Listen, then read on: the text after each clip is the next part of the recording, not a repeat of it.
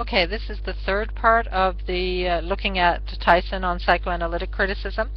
And on page 15, there is a subheading that says the defenses, anxiety, and core issues.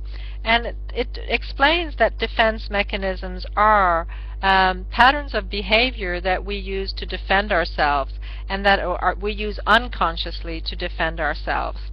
And then she lists some of these. Selective perception, that we unconsciously choose only to see certain things, only to look at certain things. Selective memory, that we unconsciously choose not to remember certain things. That we have avoidance is a pattern of behavior, that we tend to avoid things. We don't realize that we walk out on conversations because we avoid anything that causes us anxiety in some way. We might avoid topics like money, or we might avoid topics like intimacy, or we might avoid topics like sex. Denial is also a defense mechanism, that we will actually believe that a problem doesn't exist. We will repress it, shove it down into our unconscious so much that we will believe, no, that's not true, that's not real, even though it is actually something that is real in our lives. And then she connects these defense mechanisms, or actually psychoanalytical theory connects these defense mechanisms to other things, like the fear of intimacy, the fear of abandonment, the fear of betrayal, or a low self-esteem. That low self-esteem may cause us to develop certain defenses, certain defense mechanisms. Fear of betrayal might cause us to develop avoidance of relationships altogether. Fear of abandonment also might cause us to avoid relationships with altogether as well, or may cause us to abandon other people before they can abandon us, those kinds of things. Read about these, but pay attention to the connections between different ideas, because if you were going to look at the fear of abandonment in a work of literature, for example, or in an author's oeuvre, an author's different novels, then you would need to talk about defense mechanisms in relation to that fear of abandonment for it to be an essay that works, an essay that holds together. And then she talks about dream symbols. And the important thing with dream symbols, or one of the important things with dream symbols, is that if I have dogs and I love dogs, then dreaming about dogs is going to mean something different to me than it would mean to someone who doesn't own a dog. It's going to mean something different again to someone who's had a horrible experience with dogs, or has a phobia of dogs. So when psychoanalysts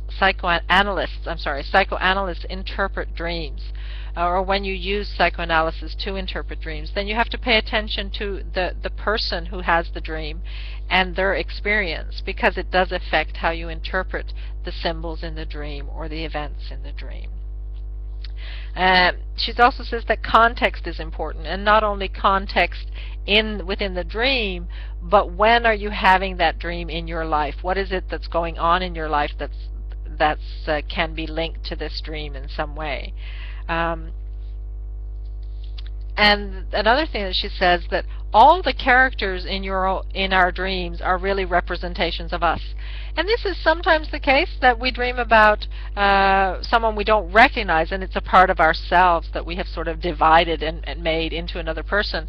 And that makes sense. But it could also be that we are actually dreaming about other people, but we are the author of our dreams, or our psyche is the author of our dreams, and so creates them in the way that we experience them or want to experience them. And so those kinds of things are important. In this bit about dreams, she talks about phallic symbols. And phallic means penis, but it doesn't refer to the penis per se. It refers to men, but not even men per se. It refers to masculinity and the things that we associate with masculinity. And some of the things we associate with masculinity are positive things, like power and action. But some things that we associate traditionally with masculinity are more negative, like aggression and violence. The same with feminine symbols, that a lot of the symbols that we call feminine are symbols that have to do with nurturing and taking care of. And that's because the names for these symbols was given in the 19th century, so it was given in a more traditional time period.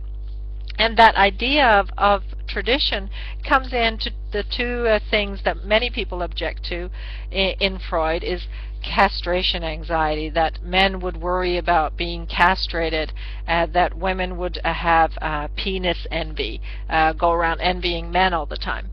But Tyson does this very well on page 25 and 26 when she explains that this makes sense if we look at Sigmund Freud from a historical perspective. Women didn't have social power. They weren't allowed to have financial power, most women, in this time period. And so that they would envy men their power and their independence makes sense. That men would worry about losing that power, about being castrated in that symbolic sense, makes sense as well in this time period. So again, Tyson is very helpful in putting things in perspective. The section on death, read that, because as she says, it's not about literal death. Sometimes it's about the death of the will, or psychological death, or emotional death. Death is connected to self-destructive behavior. Thanatos, the death drive, is not about wanting to die, but it's about engaging in self-destructive behavior that says something is going on here. Maybe there's a fear of death that is actually creating a destructiveness in that person's life. Take a look at it. Again, the meaning of sexuality. Sexuality in Freud is a drive, a need, and that need is, he links it to his idea that in our psyche there is an id, a pleasure seeker. Basically, like a person with no real restraints, just wants to have as much fun as possible, enjoy things as much as possible.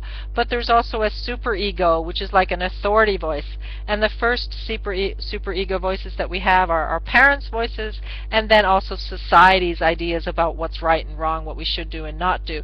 But those become integrated into our being. So superego and id, but also there's the rational ego involved.